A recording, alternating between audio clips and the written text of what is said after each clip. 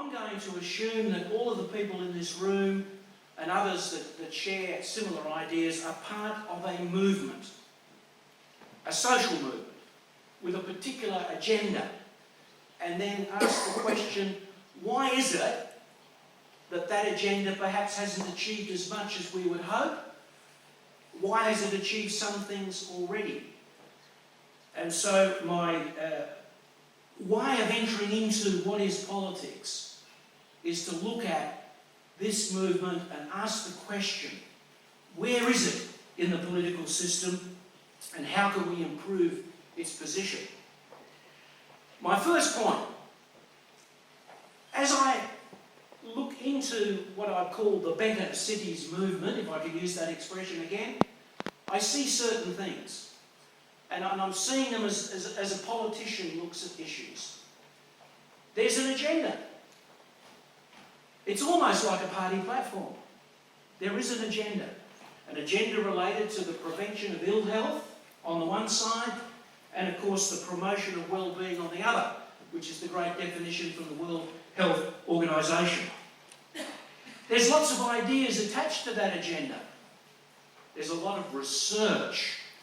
Some research on the big issues, the sustainability type plan, down to very small but important issues related to local neighbourhoods. There's a vision here. There's a vision about what would make life better for all of the people that live in our cities. Now, I think this movement, though, if I was to clarify it a little bit more, has three special features that are important for our political situation. It's holistic, it's participatory, and it's egalitarian. It's very distinctive. A lot of the messages that came out of the papers that were presented here, presented in Amsterdam, presented in Glasgow, the three conferences I've been to, there's a common theme. You can't talk about a city simply by looking at the urban planning environment. That's one part of it. You have to look at the society and how it's operating, the dynamics of the economy, and of course what's happening in the environment, both globally with climate change and locally. It's holistic, very distinctive. Secondly, it's participatory. There is a very clear view that the citizens individually, collectively, have to be involved in the formation of policy, the delivery of policy, and thirdly, the evaluation of policy. My apologies to Professor Burns for using the word policy, but I think it's still relevant. So, it's participatory. Very important lesson there that's highly political. It's highly political to say that the users of services, often call them the clients, I don't quite like the term, but you know what I mean, or the citizens of the neighbourhood have to be involved in their own liberation. And thirdly, and finally, of course, it's egalitarian. This movement's for everyone. Not just the majority, everyone, including the marginalised and vulnerable sections of our community about which we've heard quite a bit in the last few days. So that's my first point. There's a platform here. There's an agenda. There's a set of ideas. There's some evidence-based findings. And they're all coming together as part of a movement for better cities around the world. And of course, 70% of the people would be living in cities in 2050, so we have to have a framework for understanding them. Now, my second point is this, and it's I suppose the central point I want to make. There are supporters of this agenda within the political class. There are supporters of this agenda within the political class, within the parties, within the bureaucracies, within the think tanks. But they are not winning the war. They are not winning the war. If we look from a national perspective, inequality is still a powerful indictment of the way we live as a community. People aren't fully engaged by governments in decision making. There is, of course, an international perspective to this as well, with massive poverty amongst plenty. We're not winning a war. We've got supporters. We're in there. We heard Sir Harry Burns, who was a chief bureaucrat in Scotland. We've had non-government organisations that are getting grants from government. We have governments with a clear sustainability strategy, integrating social, economic and environmental policy, looking at the future as well as the present, but they're not winning the war. And it is a war. Now, why is this so? And more importantly, what can we do about it? Which leads me to my third point. Now, I'm not arguing that this is the sole reason that the Better Cities movement is not dominating the political landscape, but it's one part, I think, of the failure that we see. One part of it, and that is this. There's a lack of a proper connection between the insiders, political class, and the outsiders in the Better Cities movement. There's a lack of a proper connection. And if you look at all of the great ideas of social reform, there was a magnificent alliance between theory and practice. Someone mentioned the Marshall Plan. I thought of John Maynard Keynes. All of that intellectual work he did on how to make the world better for the people that live in it through better macroeconomic policy, linking up with the great decision makers, the Roosevelts of the world, to bring about a better society. That link is very, very important. And so my third point, one part of the failure that I see is the lack of a connection. Now, let's try and analyse that a little bit more deeply. Let me start with a realistic view about what politics involves. And I'm going to look at the people that are involved in it. And there are three types. Well, actually, there are four types. Types of people. And some of these types, two or three of them might be within the one person. Now, the first three, I have to make a footnote here, comes from a former British politician, Tony Benn. And he said there are three types of politicians. They're the madmen, the straight men, and the fixers. And they're in there. You can see them.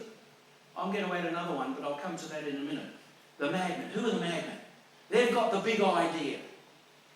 The ideologues. They want to transform everything and they want to do it today. Who are the fixers? These are the people that think there's only one thing in politics, and that's self-interest. And you've got to get these interests together and work out a way of making them all happy. You fix a solution to a problem. The straight men, these are the people that like due process and like results. They're our friends. They're our friends. And then, of course, I'll add another class of people, the populists. The populists have it very easy. They go like this. What do the majority of voters want? I'll give it to them. So in politics, you've got the populists, you've got the straight men, you've got the fixers, and you've got the madmen ideologues. And they're all in there. And I'm going to put to you that the Healthy Cities movement, the Better Cities movement, should look upon the straight men. They might be in the Conservative side, they might be on the left side, they might be in the Green side, they might be independently elected, but they're a type. They're interested in results. They're interested in proper process of policy making. They're interested in involving the people. They're serious people when it comes to the world in which we live. You know, they're the political expression of the best form of citizenship we can imagine. But you know, they're battling every day. They're battling against the fixers. They're battling against the ideologues. They're battling against the populists. And of course, these battles are never won completely, because you're not going to have politics without those four types of people. You're not going to. There's always going to be that battle going on. It's a question of tipping the balance in favour of the good results. So I want all of you that are involved in researching, lobbying, to look at those people as your political base. One thing you know in politics, If you get up and you say something, you want to know that behind you there are people supporting what you're saying. And you've seen it all happen. Our political parties forget the base and keep talking and talking, and a little bit goes off here, and a little bit goes off there, and in the end they're talking to themselves. To themselves, I should say. And they're impotent because they forgot about their base. Now, you don't just do what the base wants you to do, but you always take care in relationship to that political base. Now, even the straight men are still politicians. I'd hope that I was a bit of a straight man in politics, but I was also had an eye to the voters. I had very much an eye to, ideology, and the way you frame an argument and put it forward is very important, and it conditions some of the policies you might put forward. And of course, you've got to get interests in there to make sure that you can hold the ship of state together without massive resistance. Very difficult to bring all those four things together, but you have to do it. So, they're your base, but recognise the difficulties they face in terms of trying to progress good ideas. Very rarely will you get a situation where a transformation of a very massive sort is possible. This goes down to a philosophical argument about revolution versus evolution. And I'm on the evolution side. I think revolutions are needed in terms of going from tyranny to freedom, but once you've got a degree of freedom, you risk its future if you go for the revolutionary approach. That's my view. But the point I'm making here is that you need to have this connection with these people, and you need to understand their situation, and you need to assist them in their work. So, where have we come so far? I think we've determined that politics is important. We've determined that there's an agenda amongst the Better Cities movement. I think, and I hope I've been able to establish in a very brief way, that you've got a base in there that's on your side. There are people in there on your side. What you have to do, and what all of us have to do, is to develop an ongoing relationship with the straight man. And it's worth asking all of the people that are involved in research, do you talk to your local member of parliament? Do you make contact with your political party? Do you try and engage the people that are involved in politics around the research that you're doing? I mean, every time you have a research finding, you should go into the local member of parliament's office and tell him or her about it. Develop a relationship. Now, I want to make 3 points about a relationship with the political class that are important, I think. Don't abuse the relationship. Sometimes people are involved in intellectual activity, research activity, looking for, the truth about a particular situation and finding out what will produce more good than bad and whatever. Get into the political system and get a bit carried away. And they start to, what we call, gild the lily a little bit. And they know the world is ambiguous. The world is full of contradiction. It will always be so. And the temptation to go to the politician and say, if you do this, everything will be okay. Well, politicians generally know that there's more ambiguity in things. So don't avoid ambiguity. Tell the truth. And the truth will always be a complex truth rather than a simple truth. And I've seen great academics get very excited about being looked upon as advisors to politicians, and they really do lose the plot.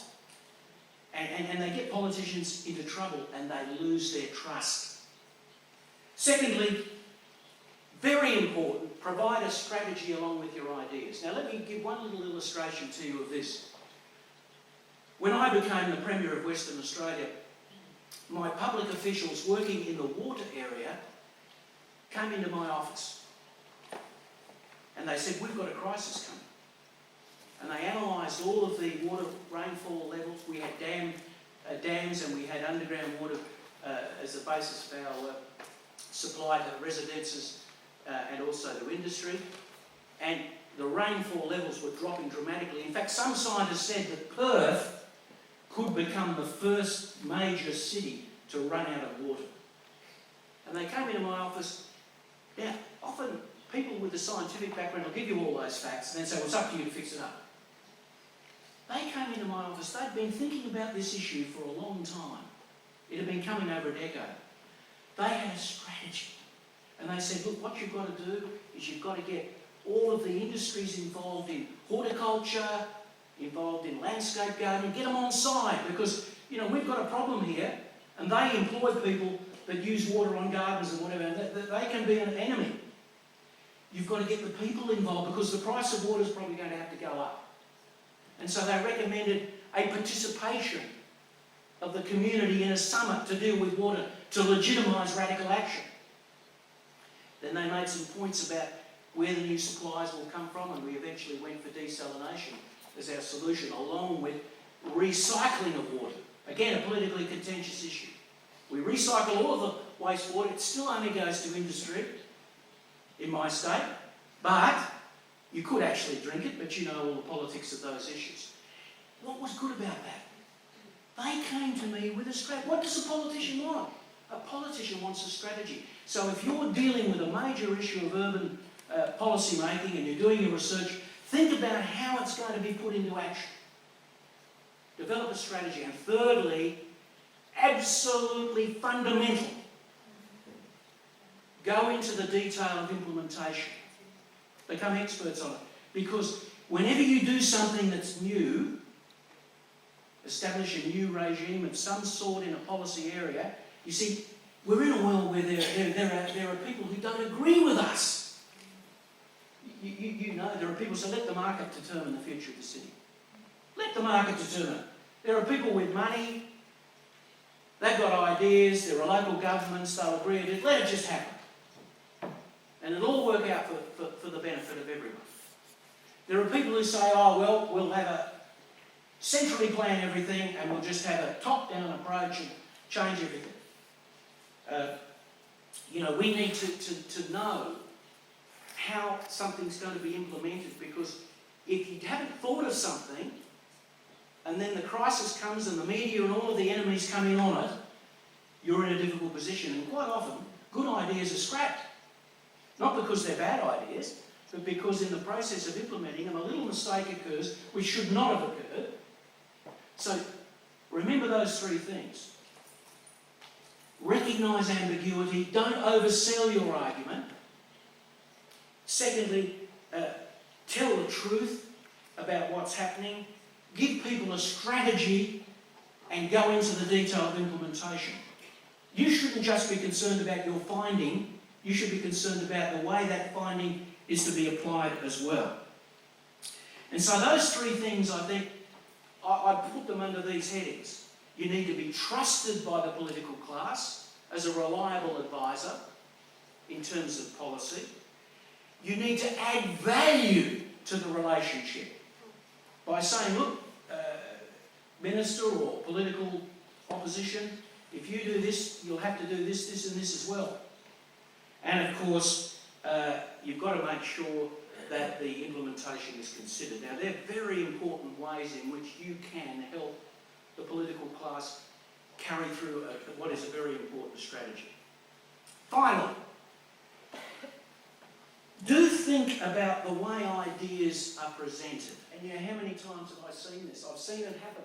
I teach public servants in relationship to this issue. I have done. I've retired now from that position. They finally get a chance to talk to the minister about a very good idea. The minister's got to catch a plane in 40 minutes. They spend 20 minutes defining the terminology. The minister knows nothing about the terminology. All he or she cares about is what does it mean. So think about your audience and really nail the point home when you get the chance to do it. A small thing, but a very important thing. And remember, ministers are all types of people. You know, there are people who don't read who are ministers. There are people who just read one type of book and not another. There are lawyers. There are engineers, doctors. I think we need more doctors in politics. But they're all different. So you've got to think about it. These are minor points. And then there's the narrative that they have. Try and show how what you're saying fits in to where they're coming from in terms of their view of the world. And let me, again, use an argument. I was in opposition. I was very, very interested in going beyond economics. My state, lots of gas, lots of oil, lots of gold, just about everything. And, you know, the Chinese boom was starting and it was all... But I knew this wouldn't be enough. We've got to go beyond the economic. At my old university, Murdoch University, there was a sustainability unit.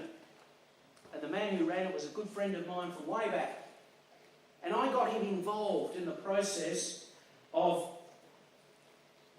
helping me add social and environmental issues to what became a sustainability policy for the state.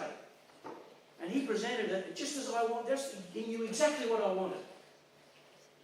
The development of an integrated story about the future of the state. That you need a story to tell. People think in stories. I mean, the great religions are based on stories that make sense to people. And this is no different. One of the things that Sir Harry Burns said I really think is very important. People want meaning.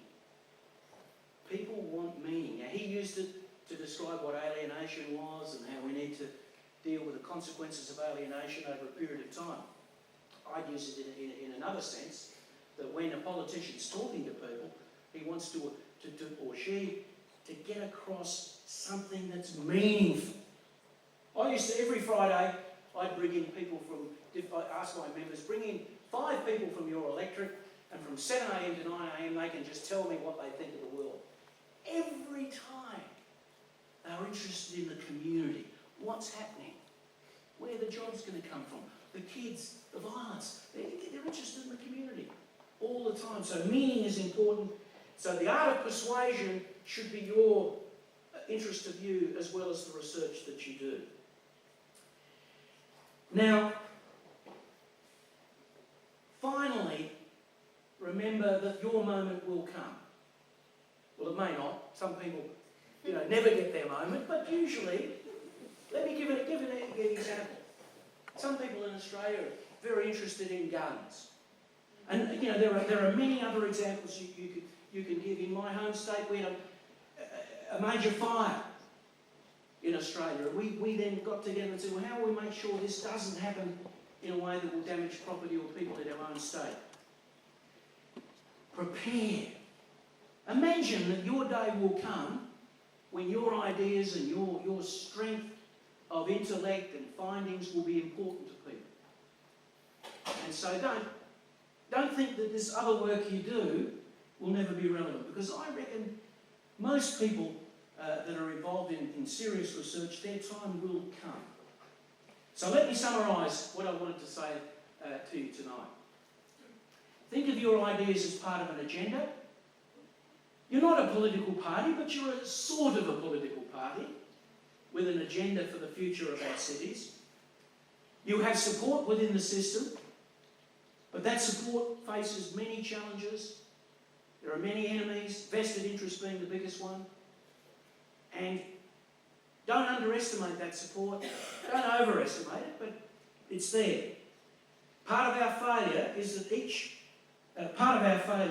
is not to develop a proper connection between those supporters and the researchers outside the system. Therefore, you have a responsibility to develop a relationship with the political class who are interested in good ideas, who are interested in results, who are interested in proper process. Develop an ongoing partnership with those people. Build trust, build strategic offerings for them, and detailed implementation plans. Think about the way that you present your ideas to those politicians. And finally, remember that moments will emerge when you really have a chance to make a big difference. So, ladies and gentlemen, I conclude by saying this. We should integrate theory and practice. We should integrate theory and practice. Think of these 2 questions. Number 1, how will my idea be implemented? How how will it? The finding I've made, how will that be implemented? And secondly, how will that idea be assimilated within the political class, or it may be the NGO sector, it may be the community, it may be a slightly different reference point. But how will it be assimilated? How will you make it not just an idea, but a powerful force, a driving force in our community? Now, you know all the questions we tend to ask in the think tank industry, in the universities and research institutes, etc. The question we ask is, does the idea measure up when dissected by the scientific methodology? Good question. Good question. We spent hours debating that, and there are different views on what is real knowledge. But we get so caught up in answering that question that we tend to dismiss how will the idea be implemented, how will it be assimilated. So, the ball is in your court. The ball is in your court. And even if you think that ball may go out, my advice is return it and go for a winner. Thank you very much.